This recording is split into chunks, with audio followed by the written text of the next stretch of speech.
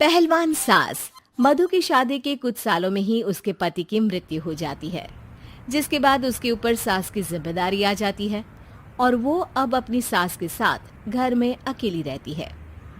Mummy, नाश्ता बना दिया है, टाइम से खा लेना। दोपहर का खाना शीला आकर बना देगी। मैं ऑफिस जा रही हूँ। अरे क्यों उस टेप रिकॉर्डर पर पैसे खर्चा करती हो? इतना काम मैं खुद भी कर सकती हूँ। हाँ हाँ बिल्कुल। आधे समय तो जोड़ों के दर्द की दवाई खाती हो और फिर काम करने की बात करती हो। दवाई खाती हो तो क्या, मैं अभी भी अकेली 10 पर भारी हूँ। हाँ हाँ मैंने मान लिया। मधु घर से चली जाती है, जिसके बाद सास नाश्ता कर दवाई लेकर टीवी देखने बैठ जाती है। दोपहर को शीला घर आती है। अरे क्यों माँ जी, आज किस बात से मेरी नौकरी बची? अरे चल, ज्यादा बक बक मत कर, काम कर अपना। शीला खाना बनाने लगती है और सास वहीं पास में बैठ जाती है। माँ जी, मैं तो हमेशा ही बोलती हूँ दीदी की दूसरी शादी करा दो। कब तक आप दो औरतें घर में अकेली रहोगी? आजकल माहौल भी बहुत खराब है और फिर दीदी की उम्र भी तो निकली जा रही है ना। तेरा नाम टेप रिकॉर्डर सही रखा है मैंने। तेरी एक ही बात को रिपीट मोड पर चलाने से वो पूरी नहीं हो जाएगी, इसलिए मेरी बहू से ज्यादा खाना बनाने पर ध्यान दे, नहीं तो कहीं वो भी तुझसे मुंह ना फेर ले और नौकरी चली जाए। क्या माँ जी, आप भी हमेशा मेरी नौकरी के पीछे ही पड़ी रहती हो? तो क्या तेरे पीछे पड़ूं? इसी तरह दोपहर से शाम हो जाती है और शीला अपना काम खत्म कर वापस चली जाती है।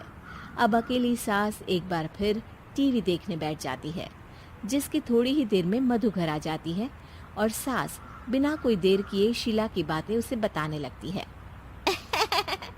मम्मी, आप भी ना किसी बच्चे से कम नहीं हो, जिसके पास हमेशा शीला को लेकर कोई ना कोई बात रहती ही है।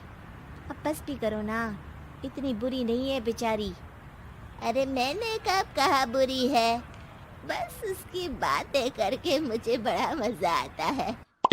सास की बात पर हंसते हुए दोनों डिनर करने बैठती ही हैं कि लाइट चली जाती है। अंधेरे में मधु मोबाइल की फ्लैश लाइट जलाकर मोमबत्ती ढूंढने लगती है। तभी उसे हॉल में कुछ गिरने की आवाज आती है। मम्मी, आप अंधेरे में इधर उधर क्यों घूम रही हो? अरे तेरे पीछे ही तो खड़ी हूँ। हाँ, अगर आप यहाँ हो तो वो हॉल में सामान कैसा गिरा? भूत आया। अरे मुझे क्या पता, जाकर देखना पड़ेगा ना। दोनों हॉल में जाते हैं, लेकिन वहां कोई नहीं होता। अब उन्हें कमरे में से सामान गिरने की आवाज आती है। लगता है ये भूत चोरी करने आया है, इसे वापस कब्र में पहुंचाना ही पड़ेगा। बस हाँ, आप ज्यादा ना 30 मार खा मत बनो, मैं पुलिस को फोन करती हूँ। अरे जब तक तेरी पुलिस आएगी तब तक क्या वो हमारे साथ बैठकर अंताक्षरी खेलेगा? हट डरपोक, संभालने दे मुझे। अब सास पास रखा फ्लावर पॉट उठाकर कमरे की तरफ बढ़ने लगती है, जहां उसे 2 आदमी दिखाई देते हैं। पीछे पीछे मधु भी वहां आ जाती है। मम्मी, अभी भी मौका है, बाहर भाग जाते हैं। मधु की आवाज सुन चोर चौकन्ने हो जाते हैं। ओए तुम दोनों, जहां हो वहीं खड़ी रहना, नहीं तो दोनों को गोली मार दूंगा। अरे तुम दोनों अभी के अभी बाहर जाओ, नहीं तो मैं तुम्हें जिंदा नहीं छोड़ूंगी। ये बुढ़िया हमें धमकी दे रही है। अबे तुम दो अकेली अब लड़ते क्या कर लोगी? अरे जा भेजा, दोनों को बांध दे। जैसे ही दूसरा आदमी सास को पकड़ने उसके पास आता है, तो वो उसके सर पर फ्लावर पॉट मार देती है। उसके सर से खून बहने लगता है, जिसे देख दूसरा आदमी गन निकालकर हवा में गोली चला देता है, जिससे बचते हुए दोनों सास बहू वहां से भाग जाती हैं।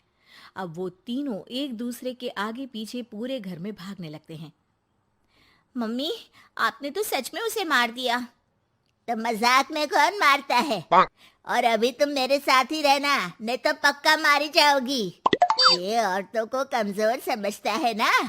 आज इसे औरतों की ऐसी ताकत दिखाऊंगी कि ये आदमी पैदा होने पर शर्म करेगा। ये अचानक आपके अंदर झांसी की रानी कहाँ से जाग गई? वैसे तो हमेशा जोड़ों में दर्द बोलती रहती हो। अभी तुम्हें जान बचानी है या जोड़ों के दर्द की कहानी सुननी है? मधु और उसकी सास कमरे में जाकर दरवाजा अंदर से बंद कर लेते हैं, जिस पर चोर बाहर खड़ा दरवाजा बजाते हुए उन्हें आवाज लगाने लगता है। क्यों डर गई? अरे वैसे तो बहुत धमकी दे रही थी। गेट खोल अब बुढ़िया। अबे पागल, धमकी देने और होशियार होने में फर्क होता है, पर ये दिमाग वाले काम तुझे तो समझ में नहीं आएंगे। रुक, अभी तेरा दिमाग ही बाहर निकालता हूँ। ये कहते हुए चोर गोली चलाने ही वाला होता है कि सास अचानक दरवाजा खोलकर उसके मुंह पर परफ्यूम डाल देती है, जिससे चोर गन फेंककर दर्द से चिल्लाने लगता है। मम्मी, अरे बहुत दर्द हो रहा है, कोई बचाओ, इसे हटाओ प्लीज। मैं किसी को कुछ नहीं करूंगा। क्यों रे, क्या थोड़ा सा दर्द होते ही मम्मी मम्मी करने लगा? अभी तो औरतों को कमजोर बोल रहा था। भूलियो मत, एक औरत ने ही तुझे इस दुनिया में जन्म दिया है, और वो भी तुझे ये दर्द हो रहा है ना, उससे लाख गुना ज्यादा दर्द सहकर। इसलिए औरतों को दोबारा कमजोर भूल कर भी मत बोलियो। वाह मम्मी, आपका ये रूप तो मुझे पता ही नहीं था। आपने तो कमाल ही कर दिया। कहा था ना, अकेली ही 10 पर भारी पड़ सकती हूँ। ये तो फिर भी 2 ही थे। इतनी देर में पुलिस भी वहां पहुंच जाती है। आ गए आप, कर लो इन्हें अरेस्ट और जेल में बैठकर अंताक्षरी खेलना।